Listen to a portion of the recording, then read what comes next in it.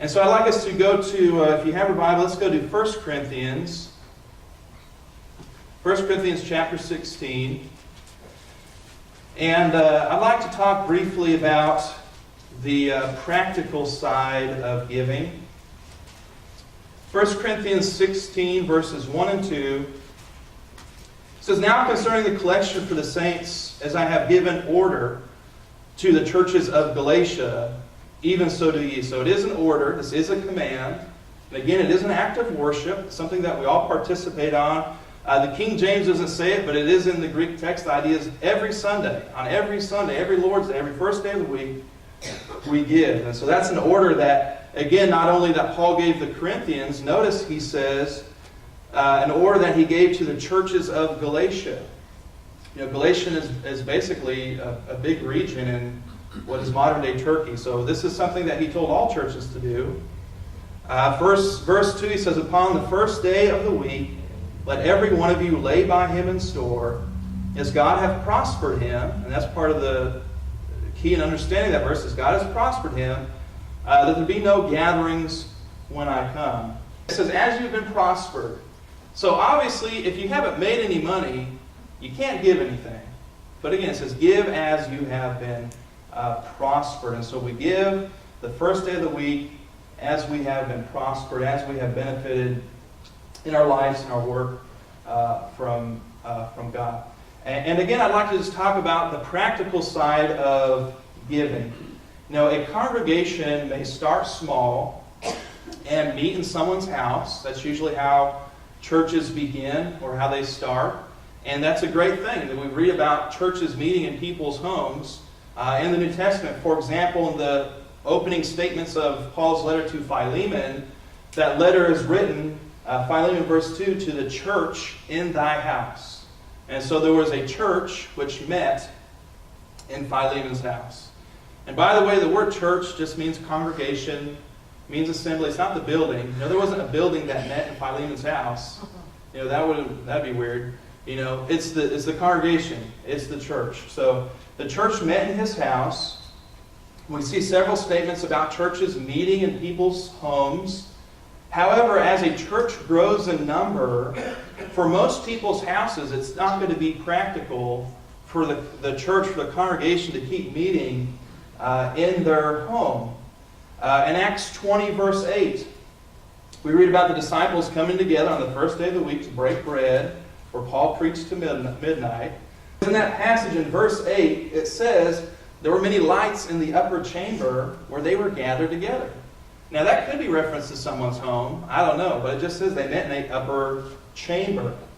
In 1 Corinthians 14, verse 23, it says, when the whole church has come together in the one place.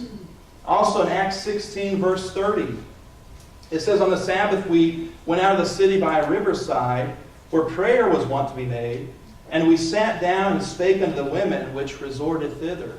Now these women were not Christians, but they were God-fearing women who valued prayer. And we learn from that passage that eventually some of them were receptive to the gospel. And so we look at these God-fearing women who wanted time to pray. Where did they go? They went to a riverside. That's where they met. Also in Acts 19, verses 9 and following, we learn about Paul taking some disciples to a school. And there he reasoned for about a space of 2 years in the school. And the text doesn't mention worship specifically, but the word in verse 9, that is, depending on a translation, reason or debate, that could indicate preaching. You know, Paul would publicly reason out of the Scriptures. It's the same kind of word there. And so I bring these passages to mind because it seems to me, looking at the New Testament, that early Christians, they just met wherever it was convenient. You know, if it was in someone's house, if it was by a river, if it was in an upper chamber, if it was in a school, you know, they just came together where they could find a convenient place to devote themselves to God and worship God. And I reference these passages because it's my opinion that the New Testament regarding where we worship, it's left to the discretion, it's left to the judgment of that congregation.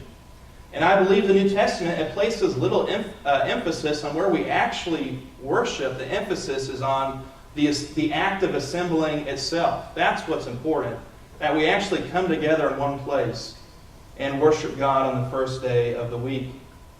We're told in Hebrews 10, verse 25, not to forsake the assembling of ourselves together. So I bring this up because there are some practical things about where we worship as a congregation. We are blessed to have this beautiful building. This building, a building, it protects us from the elements. We have comfortable seats to sit in. We have heating and air conditioning. We have several rooms for just fellowship together, but also rooms for Bible study and Bible classes. And with all these blessings, there is responsibilities that come with those blessings. And if I could just get to the bottom line, it costs money. It costs money to maintain this building. It costs money to pay the bills, the electrical bill, and things like that. And so where does that money come from?